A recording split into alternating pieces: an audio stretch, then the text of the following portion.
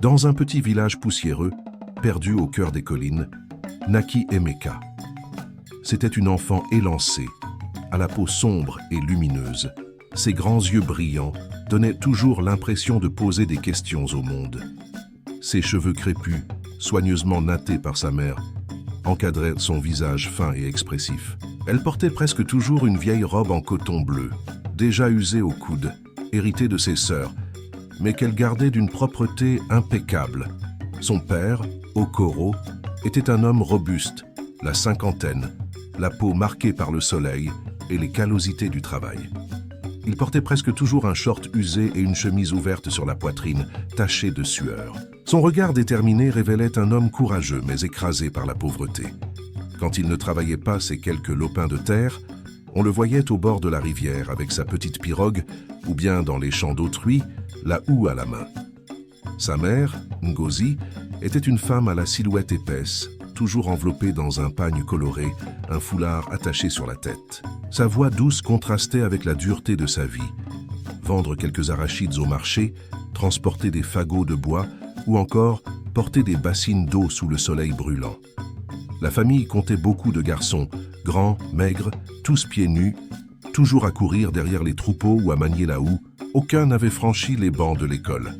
Mais Emeka, la cadette, était différente. Dès ses premières années, elle se distingua par sa mémoire vive et sa curiosité. Au primaire, elle arrivait toujours première de sa classe.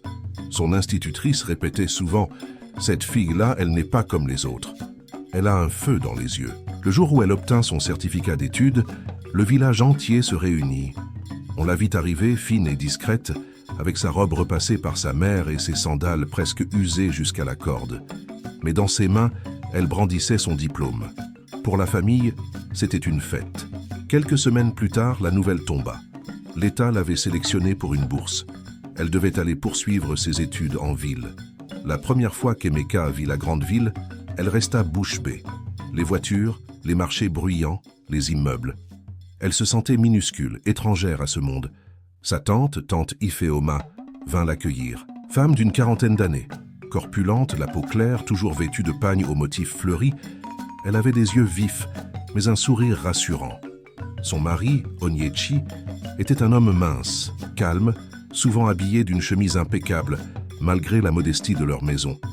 Ils accueillirent Emeka comme leur propre fille. Qu'elle eut sa petite chambre, son uniforme scolaire, et de quoi manger chaque jour. Ce n'était pas le luxe, mais c'était bien plus qu'elle n'avait jamais connu au village. Les années passèrent. Discrète, studieuse, Emeka se fit remarquer. Première chaque année, respectée des professeurs, mais toujours timide. En terminale, une nouvelle entra dans sa vie. Oshoala, grande et lancée, la peau claire tirant vers le caramel, toujours bien coiffée, Oshoala portait ses uniformes avec une élégance que les autres enviaient. Ses yeux légèrement bridés semblaient en briller de malice plus que d'innocence. Sa voix était aiguë, ses rires bruyants. Contrairement à Emeka, Oshoala n'était pas bonne élève. Ses cahiers étaient à moitié vides, ses notes médiocres. Mais elle savait charmer, manipuler, se faire aimer. Rapidement, elle se colla à Emeka, prétendant l'admirer. Ce qu'Emeka ignorait, c'est que leur rencontre n'était pas un hasard. Le père d'Oshoala, Chief Obinna, un homme autoritaire, grand, toujours vêtu de boubous amples et de bijoux dorés, avait exigé que sa fille se rapproche d'Emeka. Obinna rêvait que sa fille réussisse à tout prix. Et quand il apprit qu'Emeka était la meilleure élève du pays, il imagina un plan sombre. Un jour, le mari de la tante d'Emeka, Onyechi, tomba gravement malade.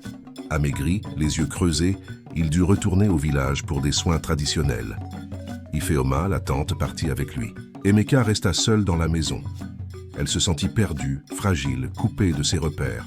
Elle demanda à sa tante la permission de faire venir Oshoala pour lui tenir compagnie. Ce fut une erreur. Un soir, Oshoala proposa de cuisiner.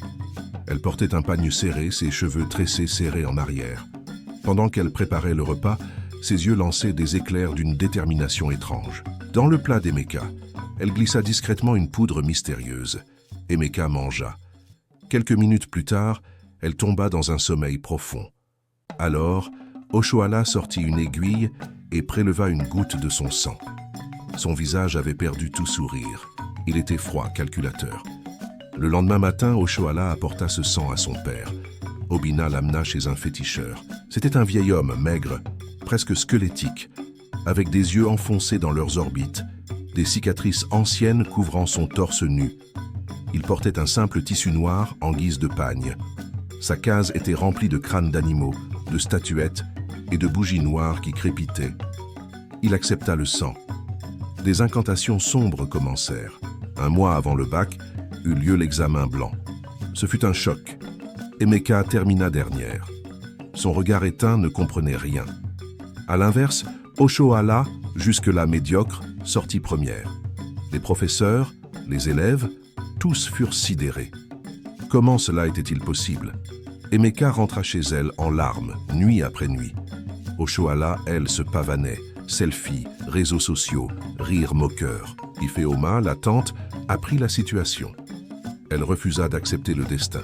Chaque nuit, vêtue de son grand pagne blanc, elle se mit à prier. Ses genoux frappèrent le sol, ses mains levées vers le ciel. Elle jeûnait, chantait, implorait. Pendant ce temps, Obinna et le féticheur renforçaient leur sortilège. Un soir, alors qu'Obinna franchissait le seuil de la case du féticheur, un incendie surnaturel éclata. Les flammes dévorèrent tout. Le féticheur hurla, Obinna s'effondra. Tous deux périrent dans l'incendie. À cet instant précis, Emeka sentit comme une lourdeur quitter son corps. Son esprit se réveilla. Quand Oshoala apprit la mort de son père, son monde s'effondra. Hantée par la peur, rongée par la culpabilité, elle finit par tout avouer devant l'école. Le sang volé, la jalousie, le fétiche. Un silence de plomb tomba sur l'assemblée. Puis les murmures de dégoût, les regards accusateurs. Oshoala, autrefois admirée, fut humiliée publiquement. Quelques semaines plus tard, le bac arriva. Emeka, transformée, retrouva toute sa force. Elle termina première du pays. Le président lui-même la félicita. Oshoala, elle, sombra, dernière du classement, rejetée, oubliée. Et la morale résonna. On peut voler les mérites d'une personne, mais jamais son destin. La lumière finit toujours par vaincre les ténèbres.